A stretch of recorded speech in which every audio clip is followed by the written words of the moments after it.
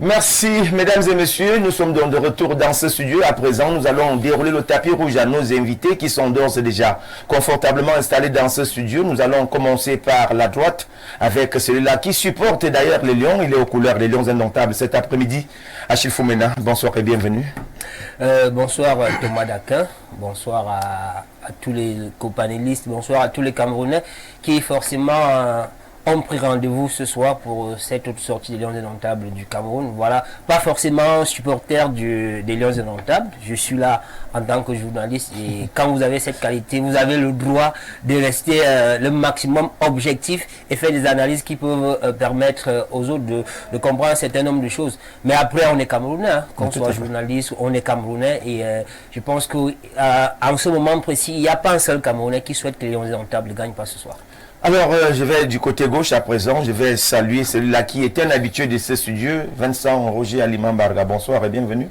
Bonsoir Thomas Daquin, bonsoir aux panélistes, bonsoir à l'équipe technique et surtout mes hommages à tous les téléspectateurs qui, comme nous, sont scotchés pour accompagner les Lions indomptables dans cette ultime sortie. Alors, je continue avec quelqu'un d'autre qui est à ma droite. Peut-être vous le connaissez déjà, un habitué du grand soir de cette émission également. Il vient régulièrement dans ce studio. Aldan Ganchou, bonsoir et bienvenue. Bonsoir Thomas Dakandi, bonsoir à vos nombreux téléspectateurs. C'est un plaisir pour moi de reprendre présent lorsque l'occasion se pose avec acuité pour commenter l'actualité. Ce soir, l'actualité voudrait que nous soyons là pour cette dernière sortie de match de poule des Lions indomptables, un match qui s'annonce très disputé. De toutes les façons, tout à l'heure en 90 minutes, on aura l'occasion de voir ce que les deux équipes ont dans les jambes. Bien évidemment, mesdames et messieurs, je prends le dernier invité, lui là qui était le premier à arriver ici dans ce studio, mais il est le dernier à être présenté. Fabien Dimitri Mbarga, bonsoir et bienvenue. Bonsoir Thomas Dakandi, vous connaissez l'adage. Les derniers seront toujours les premiers, donc il n'y a pas de souci à se faire à ce niveau. Je suis très content d'être là, surtout très content de retrouver des vieux visages, mais aussi de très grandes pépites dans le paysage journalistique camerounais. C'est un plaisir de retrouver Achille Foumena, de retrouver mon ami et frère Aldan Ganchou. Je vous souhaite déjà bonne année à tous. Merci bonne année Fabien Dimitri. Merci également pour mon homonyme qui est là, Vincent Barga, qui est à mes côtés. Mais curieusement, c'est pas si, c'est comme si on s'était entendu. Il y a deux restés, deux vrais supporters des Lions, on en parlait. Il fallait juste que je mette d'un côté, la veste de toutes les façons, on est là effectivement pour parler de ce match crucial, parce qu'il faut bien le dire, et je pèse bien mes mots. C'est un match crucial, les Lions sont dos au mur, n'ont pas droit à l'erreur. Et il est également question de parler véritablement de cette équipe nationale qui a des soucis, ça il faut le dire, il ne faut pas mâcher les mots. Cette équipe nationale a des soucis et je pense que ce que nous allons dire aujourd'hui peut aider cette équipe à aller de l'avant. Merci mesdames et messieurs, vous l'avez compris, tout le panel étant donc présenté, nous allons revenir pour prendre la thématique de ce jour, ce qui va nous intéresser tout au long de ce programme, surtout pour le compte de la première partie de notre programme, puisque le programme se subdivise en deux parties. Nous avons d'abord la première partie avant-match et la deuxième partie pour venir analyser ce qui s'est déroulé tout au long de la rencontre. Tout de suite et maintenant, nous allons donc faire un tour du côté de la régie pour prendre la thématique qui va s'afficher au bas de notre petit écran, tout simplement pour commencer donc à épiloguer chacun à sa manière, apporter des solutions à ce problème, à cet épineux problème qui aujourd'hui reste l'apanage de tous les Camerounais, parce que quand on parle des équipes nationales camerounaises, on voit tous les Camerounais qui sont regroupés. Même ceux qui disent, ceux qui font semblant de ne pas supporter cette équipe sont toujours véritablement plongés, ils sont dans le bain. Donc cet après-midi, nous allons parler de cette équipe. Alors on parle, ça passe ou ça casse pour les Lions indomptables cet après-midi. Je vais commencer par Achille Foumena parce que j'ai commencé les présentations par là. Ça passe ou ça casse pour les Lions indomptables du Cameroun? Êtes-vous confiant par rapport à cette énième sortie des Lions indomptables dans cette aventure ivoirienne? Bon, on peut le saisir à deux niveaux. Le supporter peut parler avec le cœur. Maintenant, après, on va essayer de voir. Je pense que quand on est Camerounais, on a le droit d'être confiant.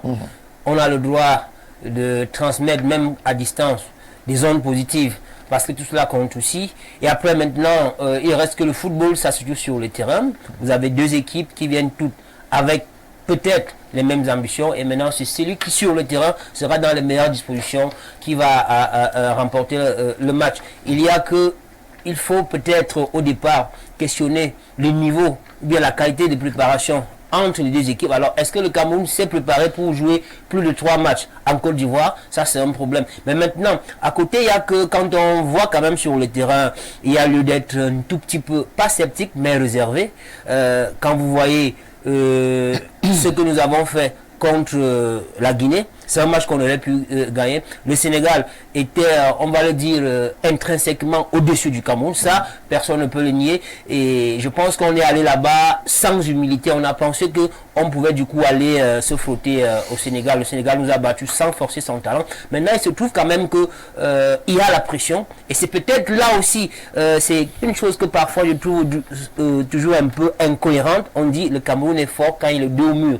Donc, on se laisse mettre en difficulté. Après, quand on est dos au mur, on réagit. Peut-être cet esprit-là peut revenir. Enfin, c'est une équipe gambienne qui était un tout petit peu comme l'épouvantail. On disait que ça allait être l'invité surprise de ce groupe par rapport à la performance qu'elle a faite ici au Cameroun il y a 2 ans. Mais quand vous regardez sur le terrain, ce n'est pas véritablement, ce n'est plus la même équipe. Je me dis peut-être qu'au Cameroun, l'effet de surprise a beaucoup joué pour cette équipe gambienne. Après, vous avez les difficultés pour partir de la Gambie pour la Côte d'Ivoire. Il y a eu ce souci à l'avion, les joueurs ont perdu connaissance.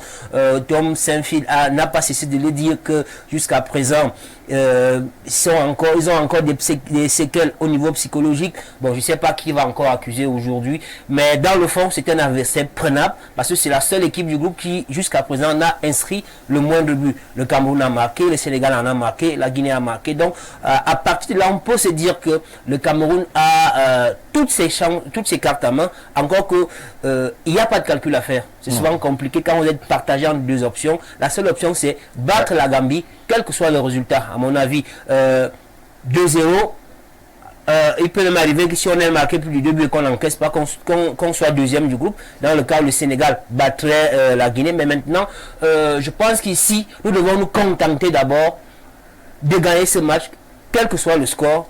Parce que là, si on a 4 points en tant que meilleur, on fera forcément partie des 4 meilleurs troisièmes avec 4 points. Donc c'est un peu ça. Mais maintenant, il faut que sur le terrain, d'abord que le coach soit responsable sur ses choix et que maintenant les joueurs eux-mêmes comprennent qu'ici ce n'est pas le football tel que ça se joue en Europe. Ici le football c'est la guerre, une autre forme de guerre entre les nations. C'est-à-dire que c'est la fierté, c'est l'orgueil même de chaque Camerounais. On ne peut pas comprendre que le Cameroun qui a été champion d'Afrique en 2017, en 2019, nous sommes allés à la CAN en Égypte, nous sommes sortis en 8e de finale.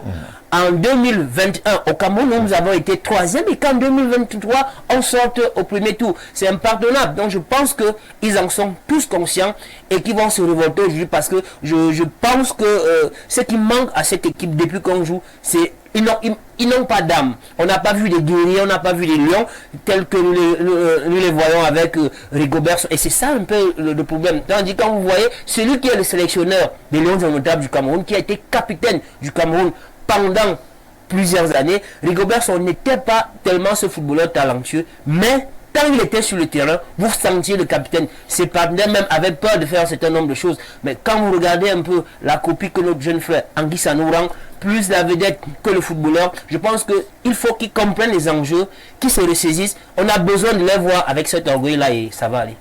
Alors, nous poursuivons. Est-ce que, je vais poser cette question tout de suite, au pif, est-ce que ces balbutiements observés depuis l'entame de cette compétition ne vous font pas un peu douter de la qualité des Lions indomptables, de l'équipe nationale des Lions indomptables du Cameroun?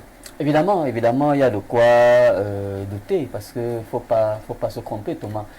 Quand on regarde cette équipe nationale, et Achille Foumana l'a souligné à Grand que tout à l'heure, cette équipe n'a pas d'âme. Cette équipe n'a pas d'âme. Moi, j'ai même l'impression que plus on insère les binationaux dans l'équipe nationale, ça nous crée problème. Parce qu'en réalité, vous vous rendez compte que les binationaux n'ont pas vécu ici. Donc, ils n'ont pas le Hemley, ils n'ont pas le fighting spirit dont on parle tout le temps. Et c'est un peu difficile. On a l'impression d'avoir une salle de classe où en réalité, il n'y a pas de maître. Et même sur le terrain, moi, je déplore l'absence d'Aboubacar Vincent. C'est vrai que personnellement, je n'ai jamais trouvé Aboubacar Vincent être un véritable capitaine, comme Rigobert l'était, comme Tchato l'était. Donc, je me dis peut-être que Zambo Anguissa, aujourd'hui, ne parvient pas véritablement à porter, il n'a pas l'étoffe nécessaire pour être capitaine, ça c'est mon point de vue. La preuve, sur le terrain, on constate véritablement que ça ne donne pas. Le Cameroun n'a pas d'âme, le Cameroun n'a pas de meneur de jeu. Je ne sais pas si vous voyez ce qu'on appelle de manière triviale un combivoué sur le terrain, vous ne le voyez pas. La preuve, quand on joue, regardez même comment on a de la peine à se projeter vers l'avant parce que les joueurs se demandent bien, je vais faire la passe à qui? Regardez le milieu qu'on a et c'est ce qui est même un peu bizarre parce que moi j'ai toujours déploré les choix du coach. Quand on va dans une compétition comme la CAN et qu'on s'amuse à jouer sur les profils des joueurs, parce que quand vous regardez le profil, au milieu de terrain, on a des milieux qui jouent tous dans le même registre. Ils sont tous des milieux de terrain intermédiaires. Du coup, ça devient compliqué. Vous avez fait un peu de musique, Thomas. Tout à fait. Imaginez que vous avez un orchestre où tout le monde est soliste. Mais vous n'avez rien donné comme résultat. C'est ce qui se passe parce qu'on n'a pas de milieu de terrain. On n'a pas de milieu de terrain, que ce soit Zambo, que ce soit Kemen, c'est le même registre. Même Cham, qui a semblé, lors des matchs de préparation de la Coupe du Monde, qui a semblé être une sorte de porteur d'eau, on ne voit pas ça véritablement, on ne comprend pas ce qui se passe. Mais moi, je pense que tout ça part des choix de l'entraîneur. Et c'est ça qui nous fait avoir peur, beaucoup plus. Parce que le tout n'est pas d'avoir des joueurs, le tout n'est pas d'avoir une tactique. L'animation de jeu compte également. Et ça manque énormément au Cameroun. Et je pense que tout part aussi de l'entraîneur. L'entraîneur démontre que sur le plan technique, il manque véritablement d'expérience. Parce que tout ça, c'est d'abord la stratégie. Parce que on a des schémas figés. On vous dit 4-4-2, 3-3-3 et autres. Mais le plus important demeure dans la stratégie. Et c'est la stratégie qui amène l'animation du jeu. Et ça dépend de l'intelligence de l'entraîneur. Maintenant, moi j'ai suivi la conférence de presse avant-match du sélectionneur gambien. Il a dit quelque chose de pertinent. Et on comprend tout de suite qu'on parvient à lire très facilement le style de jeu des Lions. Il a dit clairement que les Lions n'ont pas d'attaquants époustouflants qui puissent faire la différence sur le terrain. Mais il reconnaît quand même qu'on a des individualités qui peuvent faire l'affaire à tout moment. Et il a également souligné le fait que le Cameroun viendra forcément chercher une victoire. Le Cameroun va forcément se projeter vers l'avant et le Cameroun va laisser des espaces. Et il a dit qu'ils vont profiter de ces espaces-là pour inscrire, même si c'est un seul but, ça peut faire mal. Bien sûr. Puisque comme on n'a pas des attaquants, on n'a pas un tueur. Vous vous souvenez, le fameux mot tueur, on n'a pas un tueur. On ne peut pas se dire que ce n'est pas à l'époque d'Inditap, ce n'est pas à l'époque des Womé où on savait que à tout moment, un sac pouvait venir des deux côtés et puis Mboma mettait dedans ou alors Eto'o. Maintenant, on a beaucoup de craintes. Et on a d'autant plus de craintes quand on voit que c'est des joueurs comme Jean-Charles Castelletto qui marquent des buts. Ou alors Christopher Roux, ils sont toujours vers l'avant. Mais c'est une débauche d'énergie. À chaque corner, vous voyez Castelletto qui est dans la surface de réparation, vous voyez Roux qui monte, finalement qui garde la défense camerounaise. Et tous ces va-et-vient là, ça fait une grosse débauche d'énergie. Et finalement, quand l'adversaire nous prend en contre-attaque, vous voyez que généralement, on manque d'arguments. Ça passe ou ça casse, c'est la question qui nous intéresse ce soir. Et certainement, les Camerounais et tous ceux qui nous suivent en ce moment peuvent se prononcer à travers le numéro qui s'affiche au bas du petit écran. En ce moment, ça nous permet également d'échanger et permettre à ces lions indomptables, surtout aux bandes de touche, de pouvoir s'améliorer ou tout simplement procéder à certains changements. Aldan Ganchou, nous sommes à quelques minutes de cette rencontre cruciale qui interpelle le Cameroun sur le plan mondial, parce que là, le résultat ne compte pas seulement sur le plan continental, également sur le plan mondial, il faut s'illustrer à travers les prestations et même les résultats obtenus sur le plan de la Coupe d'Afrique des Nations. Alors, à votre avis, quelle est la lecture que vous faites de cet après-midi en attendant que j'affiche tout à l'heure le classement qui a déjà été rendu public par le manager sélectionneur des Lions indomptables du Cameroun? La première lecture que je vais faire, d'abord, j'ai l'impression que le manager sélectionneur, contre toute attente, est vraiment une marionnette. Parce que je me serais attendu, vous me permettez d'emboîter le pas ce que vous allez faire tout à l'heure. Je me serais attendu qu'il garde Onana Ogo. Vous ne pouvez pas avoir un gardien Onana qui a couru beaucoup de risques, puisqu'il a fait venir Onana la veille. C'est-à-dire que vous ne pouvez pas avoir un gars comme Onana qui, quand même, parmi les meilleurs gardiens, mais parce qu'il y a eu des soubresauts, il y a eu des intrigues et tout ça, vous réussissez l'espoir à mettre Onana au banc pour mettre un doigt. C'est vrai, les gens vont entrer dans l'histoire. Vous savez que l'histoire n'est pas toujours tout à fait Elle ne se répète pas forcément. Ce qu'on pense, encore que ce n'est pas le jeu vidéo. C'est la première des choses qui me fait dire que Rigobert Song c'est un marionnette. Vous savez, quand on part en compétition, les mots comptent. J'ai vu une vidéo sur les réseaux sociaux. Ça, ce n'est pas un fake. J'ai vu une vidéo où Rigobert carrément a dit qu'il n'est pas sélectionneur, qu'il est le manager. Il a dit. Vous savez la différence entre un sélectionneur et un manager. C'est que le sélectionneur, si je parle étymologiquement, le sélectionneur, c'est celui qui, quand même, pas touché les vraies pépites. Et c'est pourquoi je parlais du choix des profils. Il touche les vraies pépites, au poste par poste.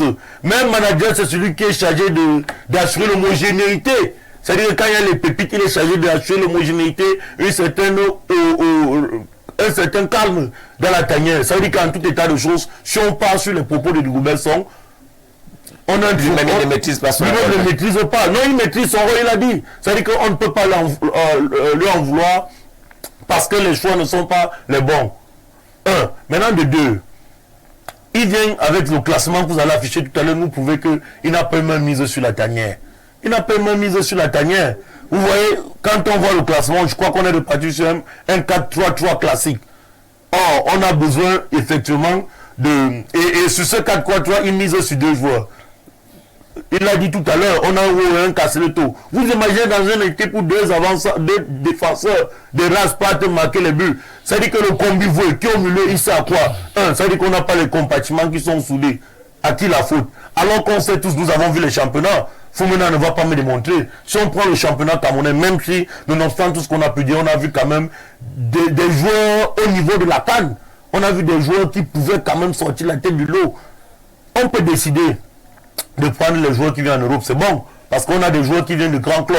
Maintenant, quand on prend ces joueurs, il faut réussir avec le discours, avec les mots qui vont avec, de construire cette harmonie. À l'époque, c'est vrai qu'on avait des joueurs qui étaient sur le continent, mais beaucoup également venaient de l'autre côté. Et on réussissait avec le discours à leur inculquer le Fighting Lion Spirit. Aujourd'hui, on a l'impression que les démons de Qatar nous suivent. Moi, c'est l'impression que j'ai, que les démons du Qatar nous suivent. On peut reprocher, moi je ne comprends pas. Aujourd'hui, on dit qu'on n'a pas d'avant-centre. Pourtant, on a un gars, je ne vais pas revenir dessus, mais on a des gars qu'on aurait pu convoquer pour parler à ça. Donc, pour le match de tout à l'heure, il faudrait juste que les joueurs inculquent en eux. Permettez, Alden, je souffre un tout petit peu dans le téléphone. Je vais prier nos téléspectateurs d'envoyer les messages. On ne peut pas prendre vos appels en direct. Ça nous perturbe un tout petit peu parce que tout à l'heure, nous allons procéder à la lecture de ces différents messages qui tombent dans nos différentes boîtes. Dans nos différentes boîtes, tout à l'heure, nous avons des simples messages. Nous avons les messages qui passent via WhatsApp et qui nous permettent donc d'être en connexion avec vous. C'est d'ailleurs votre émission. C'est vous qui faites le programme à la maison. Alors, Alden, je vous repasse la parole. Effectivement, moi, j'ai dit tout simplement qu'il faut faire très attention. Aujourd'hui, on a vu que, on a eu l'impression qu'à un moment donné, la CAN était une affaire de 2 pays.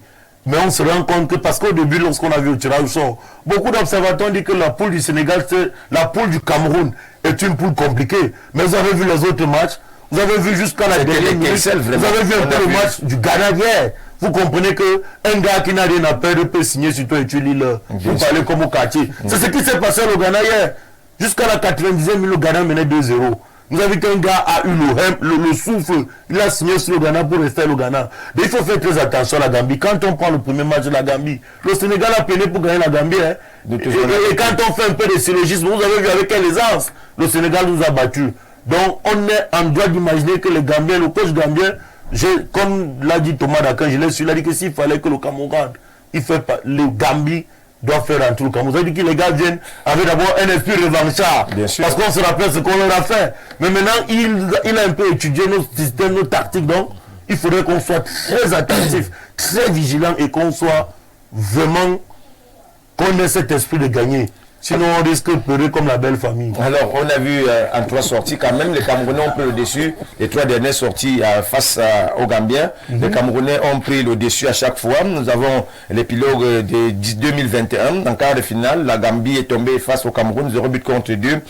Lors des éliminatoires de la CAN 2017, la Gambie tombe également à Yaoundé. C'était face au Cameroun, 2-0 également. À l'éliminatoire de la CAN 2017, au match retour, le Cameroun est allé damer le pion à la Gambie, 1-0. Vous comprenez quand même qu'aujourd'hui, il y a certainement l'hégémonie qui mérite d'être préservée. Quand vous regardez cela, cela peut s'opérer cet après-midi. Vincent Roger Limambarla. Oui, vous savez, l'histoire ne ment pas, comme vous venez de le révéler tout à l'heure. C'est quasiment comme l'attitude d'un enfant qui a été habitué à affronter des épreuves et qui les a surmontées. Et lorsqu'une quelconque épreuve viendra, il est difficile à cet enfant-là de succomber lorsqu'il a été habitué à surmonter des épreuves parfois beaucoup plus dures au moment où ces épreuves-là arrivent. Donc la Gambie a certainement cette arrière-pensée de ce monstre-là qu'est le Cameroun face à chaque fois qu'ils se sont rencontrés et qu'aujourd'hui les circonstances qui se sont produites aidant depuis le début de la CAN, c'est comme s'il y a une quelconque malchance qui tourne autour de la Gambie et qui aujourd'hui ne deviendrait pas une chance parce que ça sera face au Cameroun. Vous avez vu les autres rencontres, la Gambie a été laminée. Vous avez vu quand il venait, il y avait des problèmes avec le transport, pour même arriver, d'autres qui suffoquaient, que ne sais-je encore. C'est des signes annonciateurs quand même. Et le Cameroun ne devrait même pas se leurrer de cette illusion-là parce que se contenter de cette qualification véritablement presque au rabais ne devait pas nous donner des grands galons. Nous devions être parmi les tenants de tête. C'est-à-dire quand on s'en va, même jour, on dit non, le Cameroun a joué 2 C'est quand même 5 fois champion d'Afrique. Voilà, et nous sortions d'une Coupe d'Afrique des Nations où nous n'avons pas eu la troisième. Nous n'étions pas sortis à la première, au premier tour.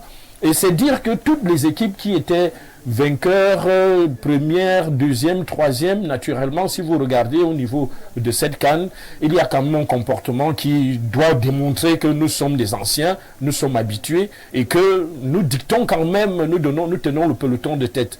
Et quand j'observe, il y a quelque chose qui, moi, m'intrigue un peu. Nous faisons comme si quand une compétition pareille arrive, c'est là où nous devons nous atteler aux entraînements ou alors à jauger les capacités des uns et des autres. Je crois que la Coupe d'Afrique des Nations, quand vous regardez, même un peu symboliquement quand elle a été organisée, c'est un tremplin de faire croire tout au moins ceux qui évoluent à ceux que vous accompagnez dans les stades durant toute l'année et que vous connaissez bien le niveau, de pouvoir se mesurer à d'autres. Parce que vous savez que vous l'avez vu évoluer au championnat national pendant des années et que quand la CAN arrive, on vous dit nous allons aligner tel élément. Je crois que ça donne un tollé ou alors un assentiment général qui se rapproche et qui sélectionne d'une manière ou d'une autre le joueur. C'est-à-dire si le sélectionneur ou le manager, peu importe l'appellation, refuse d'aligner, vous allez voir que même toute la nation sera indignée. Parce qu'il y a des équipes types où lorsque vous questionnez les Camerounais, vous vous rendez compte que tous croient en tel comme gardien, en tel comme attaquant, à tel comme défenseur, à tel comme ailier.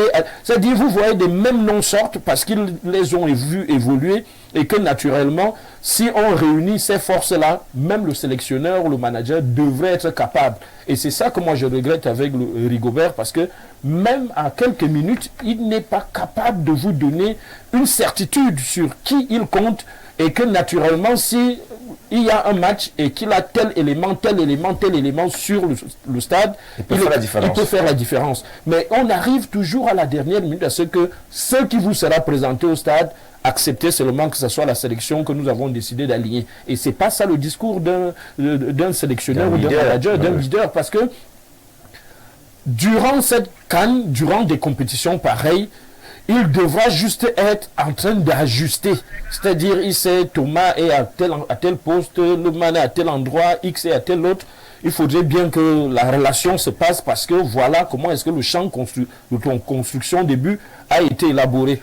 Et qu'en réalité, il y a des erreurs que notre sélection nationale a souvent eu à entraîner et que ceux qui aujourd'hui se retrouvent en train de manager n'ont pas cherché à corriger. Parce que ce soit dans des compétitions antérieures, on a vu comment on a radié, on a chassé même des coachs ici, juste parce qu'il a raté un match, parce qu'il a raté le décollage, tout le monde tombe et qu'il doit partir, même s'il faut dédommager à coups de milliards, on va le faire. Ben, nous avons vu comment est-ce que ces gens-là ont été sacrifiés et que naturellement, nous ne leur avons pas préparé, comme on dit, des kamikazes qui ferait que lorsqu'on va vous sacrifier, nous vous avons aussi confié une équipe de kamikazes capable d'avoir ce fighting spirit.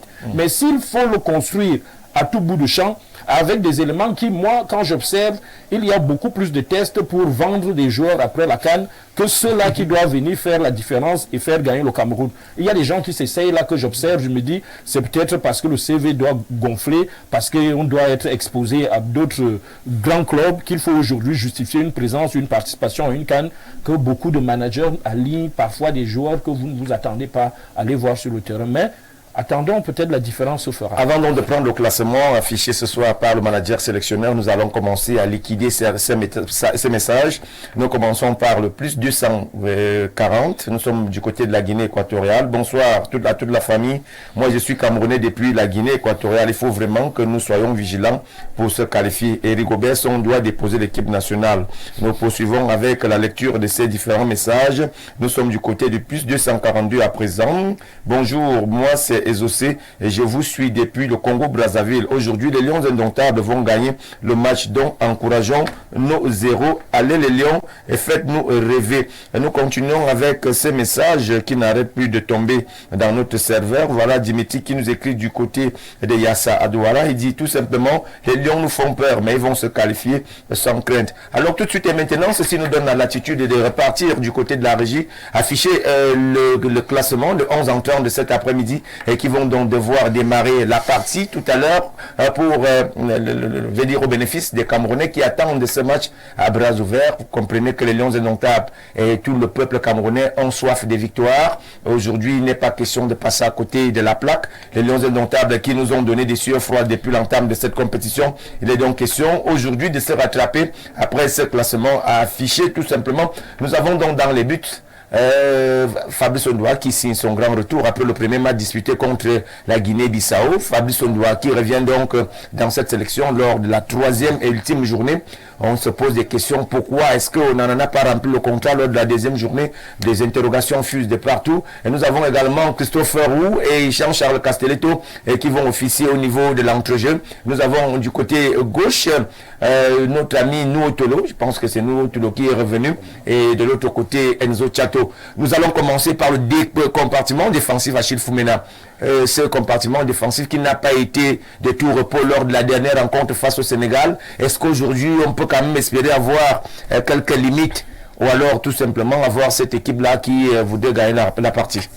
Non, on n'a plus d'autre choix que d'espérer. Dans tous les cas, les laits versés, nous n'allons pas pleurer sur les laits versés. Ce qu'il faut maintenant, c'est souhaiter à tous ces enfants, tous ces Camerounais-là qui ont été choisis pour débuter la rencontre, de se mettre à fond et de pouvoir faire la différence. On ne reviendra plus sur les choix, le fait est là. Bon, maintenant, si on doit parler, c'est que Rigobert serait en train de révolutionner le football à sa manière, parce que des mémoires des reporters, je n'ai jamais vu ce type de turnover en compétition officielle. Vous ne pouvez pas en 3 matchs d'une compétition comme la CAN jouer avec 3 gardiens de but. Ça, je ne peux pas comprendre comment ça s'explique. Ça veut dire que si on passe en 8e de finale, André Onana va revenir et Fabrice Ondoa va s'asseoir sur le banc de touche. Donc c'est un peu compliqué. Je veux croire que André Onana, c'est le numéro 1, parce que ça ne souffre d'aucun doute. Il joue à Manchester City, il joue à Manchester United, d'autant pour moi. Fabrice Ondoa joue en 3e division en France. C'est vrai qu'on a encore les souvenirs de 2017, mais on ne sélectionne pas les joueurs sur les compétences d'il y a 5 ou 7 ans. C'est sur la performance de l'heure. Maintenant, Onana n'était pas là au premier match. Onana est arrivé. Alors, c'est une chose ou l'autre.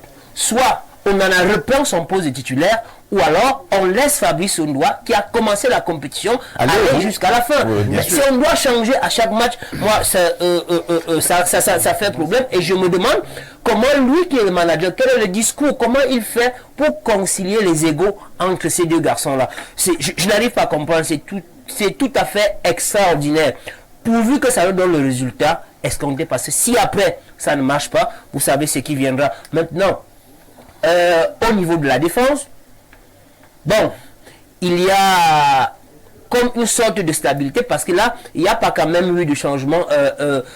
Comment vous appelez, Harold Moukoudi est sorti après le match contre la Guinée. Il n'est pas revenu jusqu'à présent. Personnellement, je pense que il n'est pas à 100% et on l'a vu peiner contre la Guinée. Maintenant, à ce niveau-là, on a vu Nouotolo qui est revenu, encore que je me demande pourquoi il n'a pas été aligné au premier match. Parce que moi, je l'ai trouvé engagé. C'est quelqu'un qui compte, c'est quelqu'un qui cherche l'impact physique, c'est quelqu'un qui n'a pas peur de quand même la du deuxième. Oui, je me demande pourquoi il n'a pas joué contre la Guinée. Voilà. Maintenant, il est revenu. De l'autre côté, vous avez... alors, je vois, il y a une défense à 3. C'est une défense à 3. Oui, Casieto et Christopher. Oui, tout à fait. Maintenant, Enzo Chato, lui, un peu plus avancé sur le couloir. Personnellement, c'est mon avis. J'aurais préféré Darling Yongwa à la place d'Enzo parce que Darling Yongwa est allié. Il est allié sur le même flanc. Sur le même flanc. À côté des Zambo. Parce que Enzo, lui, regardez, j'ai encore une image en tête. Contre le Sénégal, il mène une action, il traverse la moitié du terrain, il s'appuie sur Anguissa. Anguissa relance pour que Enzo aille vers le but, il s'arrête. Alors, il ne comprend pas que, même s'il est latéral, il doit aller jusqu'à provoquer des situations offensives. Moi, ça m'a dit que c'est comme si, quand il est rentré, on lui a dit, tu ne traverses pas le centre. C'est un peu ça. Je l'ai trouvé un tout petit peu trop mou. Et le problème, c'est que c'est un match à fond en jeu. C'est peut-être la Gambie, mais la difficulté, c'est que le Cameroun a la pression. Les Gambiens, contrairement à ce que Tom Saintfield dit, pourquoi la Gambie se qualifie si ça va relever de l'extraordinaire, a dit qu'ils auront 3 points, ils ont pris 3 buts contre le Sénégal, ils ont pris 1 contre la Guinée, ça fait quand même moins 4. Et pour espérer aller en 8e de finale avec 3 points, il faut que vous réussissiez à revenir tout au moins à 0. Donc il faut marquer 4 buts et battre le Cameroun 4-0. Ce qui, à mon sens, n'est pas possible. Donc, maintenant, on sait que Tom Saintfield, lui, c'est sa spécialité. Vous vous souvenez que quand il est venu à la CAN au Cameroun, c'est le seul entraîneur qui s'était plaint dans la chambre d'hôtel à Bafoussam. Il y avait ci, il y avait ça. Donc, il est comme ça, on le connaît déjà. Ça veut dire qu'il va provoquer des effets psychologiques. C'est-à-dire qu'il fait les annonces et vous, l'adversaire, si vous tombez dans ce piège, vous faiblissez, ça devient compliqué. À quelques minutes de la partie, permettez à tout le monde de pouvoir réagir. Pour me résumer, je vais dire que, quel que soit celui qu'on a mis sur le terrain, l'essentiel, c'est de se donner à fond et de faire le résultat. Alors, votre lecture au niveau de la charnière défensive? C'est la meilleure défense. C'est la meilleure défense parce que, vous savez, même au mondial, la meilleure charnière défensive, c'était Castelletto Héros. Et je pense qu'il fait bien de renouveler ses défenses. Le seul problème, c'est que Rigobert, son change d'équipe à tout moment. Héros et Castelletto, lors du match contre le Sénégal, ils n'étaient plus habitués à jouer ensemble. Et ça crée forcément des dysfonctionnements. Maintenant, pour Enzo, moi je comprends Enzo. Pendant tous les matchs de préparation, on n'a jamais joué Enzo. C'était son premier match officiel avec les Lions, je pense bien. Le match dans la carrière. Oui. Il est un peu. Il a la peur dans le ventre. Donc il ne peut pas, effectivement, ce que Achille disait, il ne peut pas traverser parce qu'il se dit que je vais traverser si jamais on reste marqué. Donc il a cette peur. Je pense qu'on a bien fait de l'aligner davantage pour qu'il y ait un capital confiance. Et je me dis qu'aujourd'hui, effectivement, il va sortir un match propre. Oui, nous allons très vite avec le compartiment milieu de terrain, parce qu'avec vous, nous sommes en train de courir vers la partie, la rencontre qui s'approche à grande enjambée. Nous sommes donc au milieu du terrain. Nous avons 4 au niveau du milieu de terrain. Darling Yongwa, Zambo Anguissa, capitaine, Olivier Ncham et Enzo Chato, qui sont donc constitués, je vais dire, le milieu de terrain. Aujourd'hui, nous sommes dans l'entrejeu. Ils sont 4. Après cette défense à place, c'est-à-dire 3 hommes au niveau de la défense, nous en avons 4 au milieu de terrain. Darling Yongwa, Franck Zambo Anguissa, Olivier Ncham et Enzo Chato. Votre lecture? Oui, déjà, c'est un dispositif qui peut rassurer parce que il y a, comme on dit, un renforcement dans l'arrière-base offensive. C'est des gens qui, naturellement, peuvent s'attendre à être à ce niveau et renforcer ceux qui doivent naturellement donner un coup de pression à l'équipe gambienne. Et je vois des gars qui sont talentueux, qui ont naturellement du travail entre les jambes et qu'aujourd'hui, il faudrait bien que nous nous rassurions de la coordination parce que lorsque vous jouez, il faut beaucoup plus privilégier le sens collectif que l'individualisme qui naturellement sort souvent lorsqu'on est au stade. Et on devrait se rassurer que pour briller individuellement, c'est après avoir donné une satisfaction collective que vous pourrez commencer à sortir la tête de l'eau. Et non l'inverse, croire que vous allez sortir la tête de l'eau alors que tout le groupe ne parvient pas à jouer en comme on dit, en parfaite coordination. Donc, si vous voulez être meilleur buteur, vous voulez être meilleur joueur, vous voulez être meilleur ceci, sachez que ça ne peut sortir que lorsque le collectif, le groupe est en train d'aller dans une dynamique gagnante et que vous jouez un bon jeu et que le groupe reconnaît à ce que vous soyez célébré. Même s'il faut vous faire toutes les passes pour marquer, le groupe vous donnera toutes les passes et vous marquerez plus de 10 buts. Et non aller dans le sens de construction offensive tout seul, comme si au sortir d'ici, il faudrait que je me vante tout seul. Et pourtant, c'est l'accent du groupe qui doit vous donner une vraie valeur. Donc il faudrait bien qu'on considère cet accent-là. Alors, votre lecture, nous sommes au niveau du compartiment, je vais dire, milieu de terrain, l'ange de jeu. Je crois que le milieu de terrain, Foumena, quand il a parlé, il a essayé de relever cela. Vous savez, on ne peut pas jouer, le Cameroun ne peut pas jouer avec une défense à 3. C'est impossible. Surtout que dans cette défense, on a 2 joueurs qui sont toujours portés haut. On a toujours cassé le terreau, sont toujours portés haut. Et quand vous mettez 4 milieux, parmi les 4 milieux, il y a un milieu de terrain, capitaine de surcroît, qui n'arrive pas à être leader. Et quand il a le ballon, remarquez bien, quand il a le ballon, il amortit, il joue en bas. Or, quand tu veux jouer en retrait, avec 2 défenseurs, que tu n'es pas sûr de leur stabilité en défense, bien qu'ils soient bons, parce que porter vers l'avant, à la recherche de 3 points, ça veut dire qu'il peut nous mettre, Zambouangui ça même, peut nous mettre en difficulté. Et donc, ce n'était pas judicieux pour le coach de mettre un 3-4, non. Il faut qu'il nous étouffe la défense, parce que avec les 3 défenseurs, ça va laisser, c'est un peu pour eux. Or, il faut qu'il nous étouffe la défense. Ça veut dire que soit il fait descendre Chato, ça veut dire qu'on joue à 4 avec un milieu à 3 et on cherche, soit il fait descendre Nyonga. Mais maintenant, au milieu là, on a Zambouangui. Ça, il faudrait qu'aujourd'hui qu'ils sachent que ce n'est pas le football antiquitaire. Qu'aujourd'hui qu'ils sachent qu'on a un football révolutionnaire. Quand j'ai amorti, j'ai jeté le coup d'œil, je donne la passe en avant. Il doit prendre des risques. C'est ça veut dire qu'il il a peur de prendre le risque. Tu ne peux pas être, parce qu'aujourd'hui, Zambouangui, ça a un peu ce combivoué dont Thomas Dakan dit parlait. Et on sait que le combivoué, c'est celui qui provoque. Vous voyez, quand Aboubakar 25 joueurs, il joue un peu comme à 9,5 là, un peu derrière. Ça veut dire qu'il peut provoquer, il sait qu'il va créer la pause, puis il y a 2 qui montent. Et ça nous donne l'occasion. C'est comme ça qu'on a fait pour se qualifier. Mais il faudrait qu'aujourd'hui, Rigobert Song puisse intégrer cela. Maintenant, il faut maintenant parler du cas des gardiens. Je ne saurais passer, parce que j'ai vu ce qui s'est passé. J'ai essayé de lire quelques confrères qui sont de ce côté-là. Il se dit qu'on en a eu des altercations, soit hier, soit avant-hier avec Samuel Eto'o. C'est-à-dire qu'il y a eu les altercations et il a fait ça va se passer ainsi dans tous les compétitions. Donc il se dit que Eto'o est descendu dans les vestiaires. Il se dit que Eto'o est descendu dans les vestiaires et il a fait le reproche comme vous le connaissez. Faisant que c'est un homme quand même quasiment égoïste. Toute la gloire doit lui devenir. D'ailleurs, il est le seul et le meilleur joueur que le Cameroun a eu, dit-il en passant. Et donc il se dit qu'il est entré dans les vestiaires et en parlant, on en a dû répliquer. Ils ont eu des altercations. Et vous savez, d'ailleurs, vous avez vu la dernière Coupe du Monde, il était chassé Manu Militari comme un malpropre. Vous comprenez donc que le problème de cette équipe en réalité, c'est le président de la fédération. C'est le management. Le président de la fédération est un peu trop présent. Et l'entraîneur sélectionneur qui n'a pas le temps nécessaire pour pouvoir dire stop président. Ou alors, moi j'ai envie de dire comment Kaché. Tu me permets de citer un peu, j'ai envie de dire comment Kaché. Si Rigaud a les nuls de Rigaud, qui montrent qui derrière les problèmes. Parce qu'il nous faut avoir l'AVC prière. Aussi, Eto'o lui doit quelque chose. Tu nous dis noir en pouce. Et puis il prend l'équipe en main. Voilà. Alors, salut à vous sur le plateau. Son n'a jamais été un coach. D'ailleurs, je me demande toujours comment il fait pour former les coachs camerounais lors des séminaires organisés par la FECAFOOT, vu que ses prestations à la tête des Lions sont piteuses. Gauthier depuis Mendon à Yaoundé. Nous allons repartir tout à l'heure avec cet autre message. Bonsoir, je suis la gloire à Brazzaville. Il faut savoir que c'est quand nous avons peur de prendre que nous gagnons. Les Lions sont prêts. Donc, la théorie du danger. Ouais, c'est la gloire qui nous écrit. Mais c'est le Congo Brazzaville. La théorie du danger. C'est la théorie de quoi? Implorer Dieu parce qu'il a dit depuis 2 matchs que Dieu va nous permettre. Que Dieu va chausser les godasses. Mais il a dit en partant qu'il sait là où il part, mais il ne sait pas là où il va s'arrêter. Bon, permettez donc que nous fassions un tour du côté de la régie pour prendre ce que ce monsieur, cet maire, qui a tout simplement voulu passer ce message aux Lions indomptables du Cameroun. Il s'agit du maire de l'arrondissement de Yaoundé 3e qui a tenu à envoyer ce message. Du côté de la régie, si vous êtes près de ce côté-là, on va suivre ce message à l'endroit des Lions indomptables du Cameroun.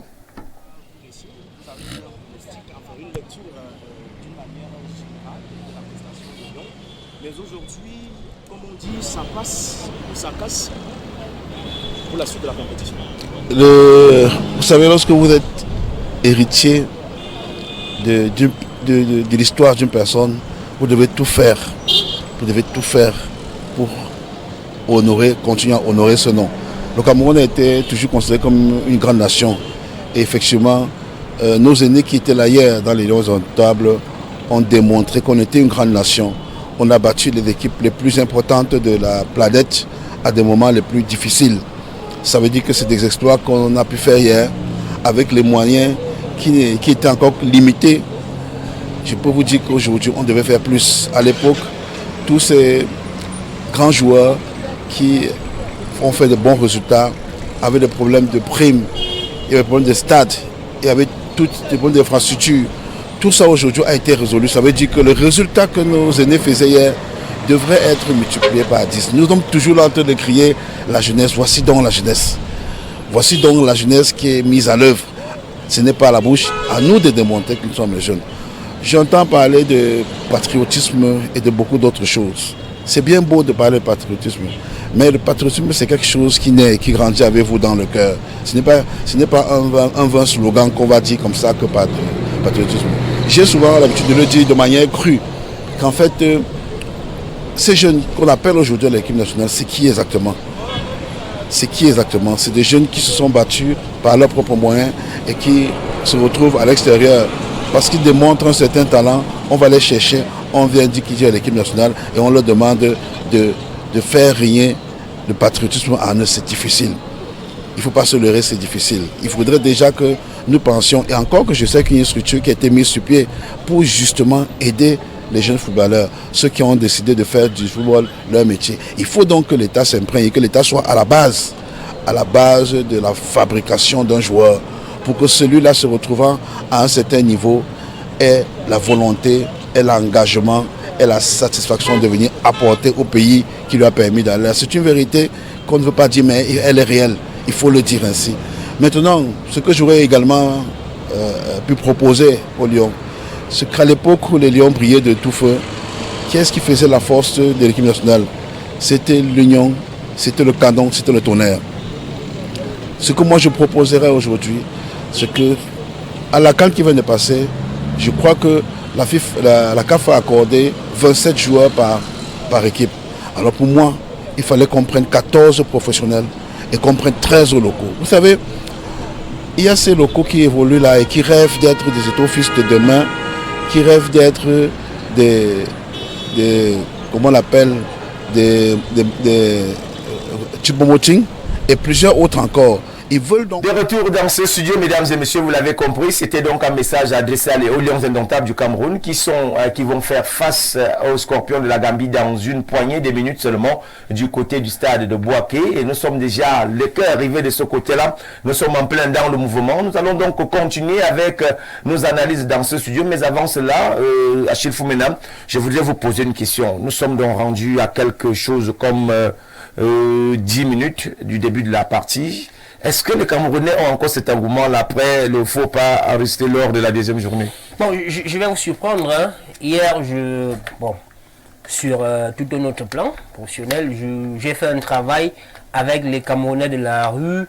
On a ciblé différents secteurs d'activité. Ils sont tous remontés contre Robertson. Ils demandent ce que le président de l'Africa Foot cherche constamment dans les vestiaires des Lions Indomptables du Cameroun. Mais après, il vous dit ce que j'ai dit là tout à l'heure, qui me semble souvent très incohérent, c'est quand le lion est dos au mur, qu'il est fort. Donc, à la fin, il relève tout ça et il pense une seule chose, de manière unanime. Après toutes les critiques, tout ce qui s'est passé, les lions vont se transcender aujourd'hui et les lions vont gagner. Quand vous faites le sondage, le pronostic, aucun Camerounais n'a pensé à une défaite des lions. J'ai approché personnellement au moins 20 Camerounais hier. Le plus modeste a parlé de 2 buts à 1. Ok. Voilà donc qui est bien dit. Vincent Roger, nous sommes à quelques minutes de la partie. Avant de prendre les pronostics, parce qu'il y a les Camerounais qui se sont prononcés, j'aime souvent mettre les pronostics à quelques minutes seulement de la partie. Vous allez donner donc vos pronostics. C'est la latitude pour vous aussi de pouvoir vous prononcer sur l'issue de cette partie. Oui, et déjà, il y a en fait, comme le prédécesseur le disait tout à l'heure, il y a une très forte présence du président Afecafoot dans les vestiaires. Et peut-être cela justifierait le discours qu'il avait tenu dès le départ, que personne n'a sa place assurée à l'équipe, et qui est une très grosse erreur, parce que l'équipe devait avoir des leaders, comme on dit, une certaine stabilité. Voilà. Et lorsqu'on suit son discours d'après-match dernièrement, où il disait qu'ils ont mal fait d'amener ces gars-là à la CAN, je crois que c'est encore un autre discours incongru, parce qu'en réalité, ça montre que vous tenez les ficelles et que vous manipulez comme vous voulez et qui vous voulez, parce que ça devrait être ce que vous voulez que ça soit. Et pourtant, ça ne devrait pas l'être. Nous devons être à une phase où on évalue plutôt quelque chose que vous avez pris le temps de faire depuis et que les enfants expriment tout simplement le fruit de cette préparation-là. Je vois mal comment est-ce qu'on est même d'abord allé se préparer en Arabie Saoudite pour une CAN qui va se jouer en Côte d'Ivoire. Je me dis, bon, c'est quoi la chaleur qu'on voulait. Non, l'intérêt était autre. Il y avait que l'Arabie Saoudite prenait toutes les délégations pour faire payer, et après on est revenu quand même avec beaucoup d'argent là-bas, donc l'objectif était plus financier, on a sacrifié le côté sportif, ça c'est clair. Bon, alors je reviens à vous, tout à l'heure, la ligne d'attaque est composée de Kevin Koudou, Franck Magri et Karl Toko Ekambi. Ça vous inspire? Moi, en fait, ce que j'ai envie de dire, c'est que la ligne d'attaque là, c'est une ligne d'attaque qui ne fait pas peur. Parce que quand ça ne fait pas peur, vous savez, aujourd'hui, on a l'impression que Eto'o, c'est vraiment tout ce qui touche tombe. Vous savez, moi j'ai envie de dire, ça a été un bon joueur. Et s'il m'écoute, comme je sais qu'on va lui rapporter, qu'on rapporte fidèlement mes propos, que quand il revient de la CAN, qu'il démissionne, parce qu'il n'a pas l'étoffe d'un manager, ou alors qu'il part s'inscrire à l'ISMP pour faire le management des équipes nationales. Parce que aujourd'hui, on a tout l'air, et au regard des discours, qu'Eto'o est l'homme qui saigne, qui sème la pagaille, qui sème la zizanie et le désordre en équipe nationale. Vous savez, il faut qu'on rentre dans l'histoire, tout à l'heure il a dit. Eto'o a été un très grand désordonné à l'équipe nationale. Hein. Bien évidemment. Il a été un très grand désordonné, il a été même nuisible. Mais du point, il a même refusé de saluer, on se rappelle un jour. Il a refusé de saluer le président Iya Mohamed. Alors que vous avez regardé les deux présidents. Iya Mohamed était un président de fédération qui a beaucoup donné pour le football. Mais vous l'avez vu quelque part, il était toujours en retrait. Il privilégiait la gloire des joueurs. D'où sort qu'un homme a eu toute sa gloire. Mais aujourd'hui, quand tu veux pas du foot, il dit moi quand j'étais. Je sens que Samuel finira par porter le maillot, peut-être au match. Et puis moi j'ai envie de dire pour chuter Thomas, j'ai envie de demander à Samuel Eto'o, vous savez, quand tu veux traverser la mer et que le serpent peut t'aider à traverser, accroche-toi sur le serpent, tu traverses et tu es seulement venu. J'aurais voulu qu'il ait les Choupo-Moting et tous ces actes. On n'appelle pas. Donc c'est de ça qu'il s'agit. Moi, vous avez vu, j'ai le maillot de Lyon. Je peux mettre par exemple ma casquette de confrère de côté. J'ai envie de cette victoire des Lions. Mais au même moment, il faudrait qu'on se rappelle que les Lions indomptables, c'est cet arbre qui cache la forêt. Et donc, il faudrait qu'on revienne à des problèmes sérieux, que tous les exécutifs de Tinga démissionnent. Oui, merci. Fabien Dimitri Mbargan, dernier mot. Après, nous allons prendre les pronostics. Les Lions vont gagner. Cela ne fait l'homme d'aucun, d'où les Lions vont gagner par 2-0. Et vous voyez, on est tous unanimes. La preuve, regardez sur le plateau, Achille Foumona est habillé aux couleurs des Lions, Adelgantu est habillé aux couleurs. Faites même le tour partout dans les ministères, dans les lieux de travail, vous allez même dans la rue, vous allez voir que beaucoup de Camerounais ont porté le maillot des Lions. Ça veut dire que malgré les problèmes que nous avons, malgré les mésententes, les Lions sont confiants, les Lions sont unanimes et tous veulent la victoire de leur équipe nationale. Mesdames, Messieurs, vous l'avez compris, c'est donc la dernière, je veux dire la fin de la première partie de notre programme de cet après-midi. Nous nous retrouvons, nous donnons rendez-vous juste après la partie pour analyser ce qui n'a pas marché ou alors pour les temps forts de cette rencontre. Tout de suite en compagnie de mes panélistes qui vont d'ailleurs revenir de la plus belle des manières. On se donne rendez-vous et tout de suite. Mesdames, Messieurs, amis sportifs, vous l'avez compris, c'est beaucoup d'émotions, beaucoup de joie. Accouchement difficile pour les Lions indomptables du Cameroun qui viennent donc de passer au second tour avec cette victoire face à la Gambie. 3-2. Et il fallait tout simplement aller puiser au fond des tripes pour renverser la tendance. Aujourd'hui, les Camerounais sont en joie. Nous sommes donc revenus. Alors, Vincent, Roger Alimambarga, nous sommes revenus avec beaucoup de joie, beaucoup de sourires pour les Camerounais qui suivent la rencontre en ce moment. Ah oui, c'est une joie partagée par tout le Cameroun en général et surtout ceux qui aiment les compétitions comme la CAN parce que des gabarits comme le Cameroun ne devraient pas manquer au second tour tout au moins pour donner la saveur nécessaire à une compétition telle que la CAN. Et nous avons vu avec beaucoup d'entrants comment est-ce que le match et cette victoire s'est construit et naturellement les Gambiens n'ont pas démérité parce que même à un moment du match où nous avons eu des sueurs froides, après avoir acclamé au doigt, d'autres se disaient encore voilà, il a encaissé 2, mais avec l'élan, comme je disais au début du match, qu'il y a un souci collectif à mettre comme on dit au centre du stade pour que chacun puisse tirer l'épingle du jeu. C'est le jeu collectif qui devait dominer et comme il a dominé, nous voyons comment est-ce que le résultat peut suivre avec 3 contre 2. Certainement avec les téléspectateurs qui réagissent déjà avec beaucoup de joie. Fadel Dimitri Mbarga, peut-être avec sourire aux lèvres, nous allons vous accueillir pour la seconde manche de notre émission. Nous sommes donc repartis pour analyser, pour décrypter ces derniers moments, ici même dans ce studio. Bonsoir une fois encore. Bonsoir Thomas Dakan, vous avez bien fait de le souligner. Le sourire est sur les lèvres. Et là, c'est le patriote camerounais qui parle. Et qui parle avec le cœur. C'est-à-dire qu'on ne cherche plus à raisonner, on ne cherche plus à analyser de manière froide. On dit d'abord félicitations aux Lions. C'est une victoire à saluer, véritablement. Les Lions nous ont une fois de plus surpris et pour une fois, j'ai envie de dire que la philosophie de Rigobert Song a quand même du sens. Parce que là, effectivement, Rigobert Song a donné du sens à sa philosophie.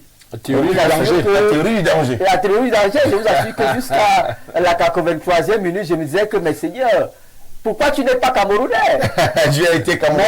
Je vous assure que j'ai failli tout gâter dans ce studio quand on a marqué le 3e but. Je suis allé embrasser mon homonyme Alima Barga parce que j'avais une seule parole dans la bouche. Dieu est Camerounais. Dieu est Camerounais. Dieu est Camerounais, effectivement. Vraiment, les Lions nous ont surpris. Les Lions nous ont surpris. Même si il faut dire qu'au-delà de la victoire, il faut rester froid dans l'analyse. Les Lions nous ont surpris. Il faut d'abord féliciter cette victoire. Et je pense que durant cette émission, on aura le temps de dire ce qui n'a pas marché et de relever les points qu'il faut véritablement corriger. Parce que c'est bien vrai, on a battu cette Gambie qui nous a fait passer des moments très difficiles. Extrêmement difficiles. Vous imaginez,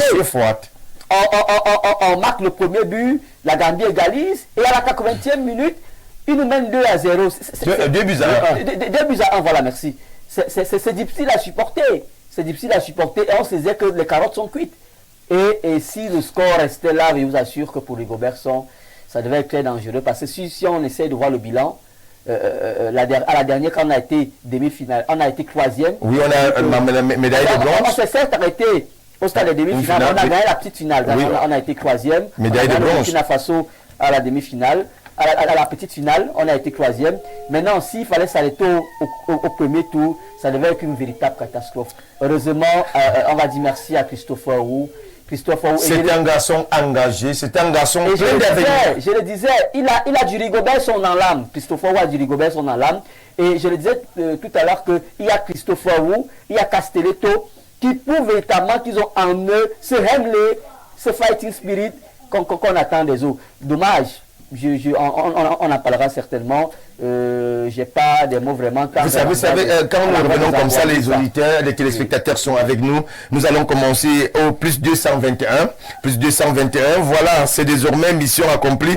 Le Cameroun est qualifié et je puis vous assurer que ce Cameroun va désormais nous montrer son vrai visage. Il suffit juste de faire confiance. Il est bien vrai, le message n'est pas signé. Et il s'agit là de... Oui, il envoie le message après. Xavier Diatta, supporter sénégalais, qui nous fait ce message. Il faut donc signaler que les Lions indomptables viennent de braver une étape, une étape fatidique, parce que là, il fallait aller puiser au fond des tripes. Et il a fallu l'intervention des défenseurs. Vincent Roger, quand on regarde... Les Lions indomptables avaient certainement quelque chose à démontrer aujourd'hui. Naturellement, je crois que la théorie du danger du sélectionneur Rigobert Song s'est une fois de plus manifestée lorsque nous voyons comment est-ce que le match s'est déroulé jusqu'à la victoire finale. Ça me renvoie un peu au challenge Cameroun-Algérie. Tout à fait. Parce que nous étions, à un moment, les gens quittaient le stade pour dire que le match est terminé.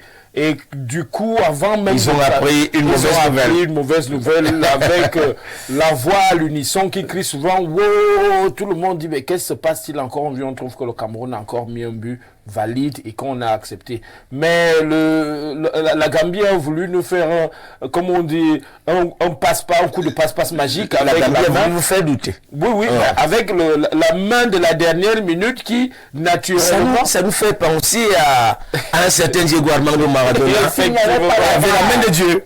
Effectivement, voilà pourquoi les évolutions que nous avons observées au niveau de la FIFA avec 16 encadrements tout au moins techniques qui permettent de voir qu'il y avait eu main et que le Cameroun était sur ses bons chevaux pour être... C'était très visible. Là même ça méritait le rouge parce que c'était une main volontaire. Et l'arbitre a tout simplement joué sa partition.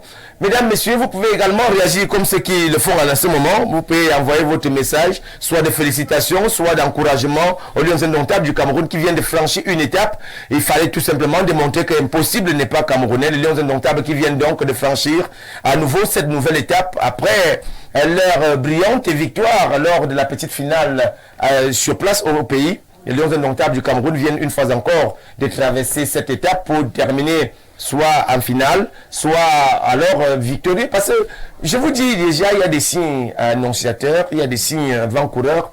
Fabien Dimitri Mbarga, nous connaissons ce que c'est que le Cameroun. C'est un pays qui surprend et qui détourne souvent. C'est un continent qui détourne parfois des pronostics. Nous sommes rendus donc à la deuxième étape. Est-ce que nous ne serons, peut-être les Camerounais seront peut-être surpris de voir que le Cameroun est passé à la vitesse de croisière? Non, moi je vais peut-être vous surprendre. Je ne suis pas au-delà du fanatisme, au-delà du chauvinisme. Je ne suis pas très optimiste pour le second tour. Parce qu'avec tout ce qu'on a vu encore aujourd'hui, je vous assure que la Gambie nous a franchement malmenés. Et oui. Moi personnellement, ça m'a fait mal. J'ai eu très mal au cœur quand j'ai vu le déroulé du match. Il y a de très grosses inquiétudes dans la sélection nationale. Et je suis davantage réconforté dans cette position quand j'ai vu, on a fait des gros plans sur le ministre des Sports, Moele Kombi, on a fait des gros plans sur Samuel Eto'o. Le visage est complètement fermé, malgré le fait que Christopher Roy a marqué le troisième but. Le visage du ministre des Sports est complètement fermé et c'est pas bon signe. Ça, je vous assure, c'est pas bon signe. D'autant plus que le jeu camerounais ne rassure pas. Pas encore. Et ce qui fait mal, c'est que l'entraîneur gambien a dit avant le match comment est-ce qu'il devrait procéder. Et c'est ce qu'il a fait. Comment est-ce qu'on a un technicien comme Rigobert Song?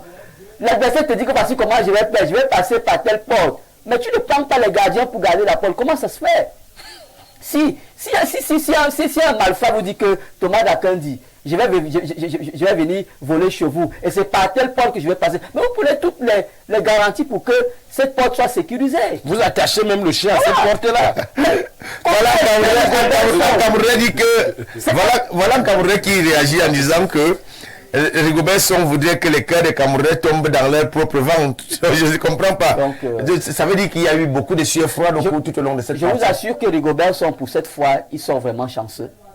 Ils sont vraiment chanceux. Et je vais redire ce qu'il a dit. Dieu a vraiment été Camerounais cette fois, mais Rigobert Song a du grand amour. Rigobert Song et tout son staff, ils ont du grand amour. Ils doivent vraiment faire un examen de conscience. Et moi j'ai des frayeurs parce que moi j'ai écouté le discours de Rigobert Song après le match contre le Sénégal.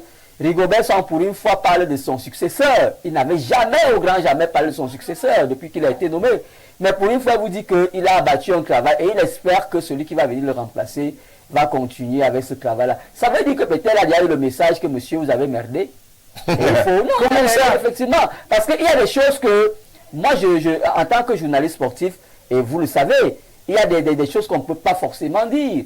Mais il y a des informations que nous avons de la tanière Et parfois, les messages arrivent avant, on vous dit clairement que monsieur, voyez. Et puis, s'il faut même être logique, analyser froidement, l'entraîneur portugais nous a donné la 3e place lors de la CAN ici au Cameroun. Rigobertson est arrivé, on a failli sortir au premier tour. C'est un échec cuisant.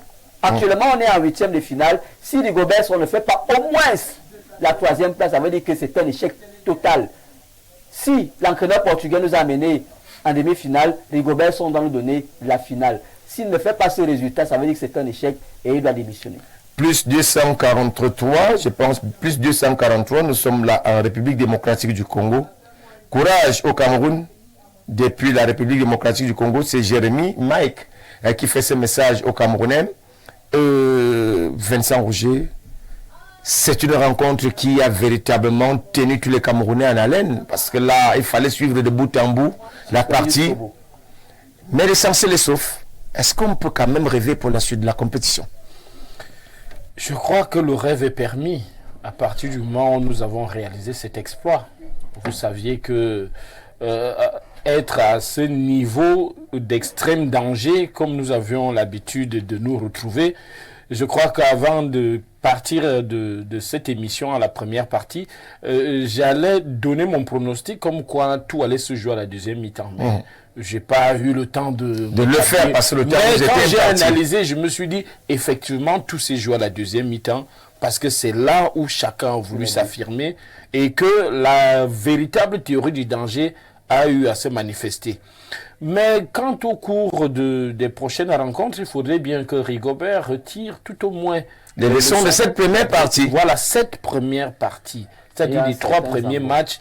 Il y a, je crois que durant le match, avant de mettre Kemen, Zambo devait déjà montrer certaines faiblesses qu'il fallait à tout prix le protéger et le mettre dans les bancs et permettre que l'équipe bénéficie de nouveaux souffles et de... Il a fallu véritablement ce nouveau souffle pour que les Camerounais... Oui. Voilà pourquoi je dis, tirons des leçons de ce genre de rencontre parce que dans l'avenir, nous n'aurons plus à tirer les leçons, sinon lorsque le trophée nous aura échappé, qu'on va se revoir en train de visionner les matchs et tirer les véritables leçons en ce moment-là. Nous prions donc les téléspectateurs de ne pas appeler. Les téléspectateurs peuvent tout simplement nous envoyer des messages via le numéro qui s'affiche au bas de notre petit écran. Il s'agit du plus 237 674 38 92 98. À partir de ce moment-là, vous pouvez nous interpeller à travers vos messages, vos multiples messages, comme le font certains en ce moment, parce qu'il y a certains Camerounais et même ceux-là qui supportent le Cameroun en dehors de notre pays. Bonsoir le panel, félicitations aux Lions qui ont gagné, certes, grâce à la chance. L'équipe du Cameroun n'a pas de niveau. C'est uniquement grâce au contre son camp que nous sommes qualifiés. L'équipe du Cameroun doit sérieusement se mettre au travail. Le résultat de 3 premiers matchs est vraiment médiocre. Nous devons vraiment tirer des leçons de cette phase. Voilà donc un Camerounais, parce qu'il n'a pas signé son message. Et nous prions nos téléspectateurs de bien vouloir signer leur message pour que nous sachions d'où ils nous envoient ces messages et comment ils veulent participer à la reconstruction de cette équipe nationale camerounaise qui aujourd'hui a donné une fierté énorme à tous les Camerounais. Alors, famille Dimitri Mbarga, nous revenons. Nous sommes à quelques minutes du terme de cette deuxième période de notre émission. Certainement, s'il y avait des conseils à prodiguer au staff technique des Lions Indomptables, quelles sont les mesures à préconiser pour la suite de la compétition? La première chose que je vais dire à Rigobertson, c'est d'être véritablement le patron de cette équipe. Parce que on a connu un Rigobertson qui avait vraiment l'esprit lion indomptable, mais on a du mal à comprendre pourquoi est-ce qu'il n'arrive pas à implémenter, à transmettre cet esprit lion à ses petits frères qui sont actuellement dans la tanière. On ne sent véritablement pas que Rigobertson est impliqué dans cette équipe, on ne le sent véritablement pas. Et puis, je ne comprends pas, sur un plan purement technique, pourquoi Rigobertson a un problème pour lire le jeu. Il n'arrive pas à lire le jeu. On a compris depuis que Zambo Anguissa était un problème, il était fatigué. Oui. Et c'est pourquoi, à un moment, on a été mené 2 buts à 1. Parce que Zambo n'arrivait plus à tenir. Quelqu'un qui joue en 6, Thomas Dakandi. En 6. C'était le premier libéral de l'équipe. C'est un danger s'il est fatigué. Et c'est ce qui s'est passé. Mais comment est-ce que Rigobertson, il est que ça les qui n'arrive pas à lire le jeu, pour faire des rapports, pour opérer des remplacements opportuns. Donc je dis vraiment, Rigobert, Je ne sais pas comment tu es arrivé à l'équipe nationale. Et puis j'ai même envie de dire qu'à ce stade de la compétition, je m'en fous. Je ne veux même pas savoir comment est-ce que tu es arrivé là. Mais tu dois nous produire le résultat. Et le résultat, quand on veut produire un bon résultat, on se réfère toujours au passé. En 2022, qui nous permet de ici au Cameroun, on a été 3e. Ça veut dire que tu dois aller au-delà de ces résultats pour qu'on estime que tu as produit un résultat intéressant. Donc, on est en 8e de finale. Rigobert Song doit mettre tous les bouchées doubles. C'est le moment de faire un réel examen de conscience. Et puis Thomas Dakan, permettez en quelques secondes de le dire. Il y a un problème avec cette équipe nationale. Les éléments extra-sportifs, regardez comment est-ce que ça s'est passé pour que l'équipe aille à l'étranger. Il n'y a pas eu une véritable communion avec le peuple camerounais. Sur le plan spirituel, ça joue également. On n'a pas eu un match de revoir comme ça s'est fait autrefois. Maintenant, au niveau de la tanière, il y a des sérieux problèmes. Il y a des clans. Les gens sont divisés. Tel là son journaliste. On en a les problèmes avec Samuel Eto'o. Vraiment, ce n'est pas... Qu'est-ce qui se passe? Un père et son fils. Ce n'est pas de nature à rassurer les Camerounais. Et c'est tout ça qui m'inquiète. Et moi, je dis, un patriarche, un chef traditionnel comme Mwele Kombi, vous le voyez, il a le visage serré malgré le fait que le Cameroun mène le score. J'ai dit, c'est dangereux. Il faut faire très attention. J'ai l'impression qu'aujourd'hui, effectivement, Dieu a été Camerounais, mais la suite, ça annonce difficile. Dieu merci. Afin, le président Samuel Eto'o va un peu respirer. Les hiboux ne prononcent pas le nom de Eto'o quand les Lions gagnent à Tangana Franc. Il ne nous a pas dit d'où il nous écrit. Nous allons poursuivre 243. Bonsoir. Les Lions viennent de réaliser un très grand coup. Tout simplement, il n'a pas signé le message. 200, nous sommes au 228. Le message, bonsoir le plateau, l'impossible n'est pas camerounais. Je pense que pour cette soirée, au moins n'attachez pas Rigo et ses joueurs. Soyez plutôt optimistes et Dieu validera. Moi, je suis togolais, un fan des Lions et je crois bien que les Lions iront loin. Retenez mon nom, mon numéro. Je reviendrai donc par téléphone quand les Lions vont jouer le 11 février la finale. C'est M. Yerima Charles depuis Lomé. Nous allons repartir. Yerima Charles depuis Lomé. Il dit qu'il est togolais et il supporte les Lions. Bonsoir, le plateau. Depuis l'extrême nord, arrondissement de Gazawa. Courage à nous. Moi, je propose que Rigobert Song doit revoir la tactique de jeu de cette équipe car le premier, deuxième et le troisième match, les gars n'ont rien fourni. C'est la chance seulement. Dieu nous a donné, mais beaucoup de courage au Lion. Inch'Allah, nous serons en finale avec son cette année Djibril Abouba depuis Gazawa. Nous allons poursuivre pour faire honneur à ceux qui nous écrivent. L'œil qui a vu la Côte d'Ivoire ne peut plus fermer. C'est Junior Dembankolo. Il dit l'œil qui a vu la Côte d'Ivoire ne peut plus fermer. Bon, je ne sais pas, il voulait dire ce qu'il voulait dire par là. Nous continuons avec ces messages qui tombent de partout. Plus 221. On nous dit de ce côté-là, j'ai pas regardé le match du Cameroun car situation oblige. Le Sénégal jouait encore. Le Cameroun reste et demeure une grande nation de football. United Cameroun will win. Chapeau à Eto'o et sa team avec le grand Rigobert, un vrai lion. Mbaye Fall du Sénégal. Nous allons livrer un dernier message, des derniers messages qui nous parviennent à l'instant. Voilà quelqu'un qui nous écrit du Cameroun. Aujourd'hui, on a gagné avec beaucoup de chance, mais j'espère qu'avec quelques changements, les choses vont avancer. D'abord, titulariser Mokoudi. Et pour aujourd'hui, félicitations à tous les Camerounais. Edgar de Bingelao au Cameroun qui nous écrit donc de ce côté-là. Alors, nous allons faire un dernier tour de table pour vous permettre de laisser place, de céder la place au journal, le journal de tout à l'heure. Alors, Vincent Roger, le match s'est achevé sur une note d'espoir pour les Camerounais. Oui, une note d'espoir parce que dès l'entame même de cette CAN, j'avais interpellé les Camerounais à ne plus organiser une sorte de procès. Ce qui est fait, attendons la fin de la compétition et tenons-nous fermes à soutenir nos lions parce qu'ils sont dans un challenge. Nous ne devrons pas décourager nos goléadors, nos soldats qui sont au front et attendre que le moment des entraînements, nous soyons à nous cirer les doigts ou quoi que ce soit. On s'entraîne avant actuellement, on coach ce que nous avons eu à mettre dans les jambes des joueurs et que naturellement, ça produise du succès. Et Rigaud et sa bande doivent comprendre que cette fois-ci, les Camerounais sont beaucoup plus entraîneurs que lui, beaucoup plus sélectionneurs ou managers que lui, et qu'il faudra naturellement leur servir les sélections type. Parce que le président Lafekafou disait que personne n'a sa place. Nous savons qu'il y a des gens qui ont leur place.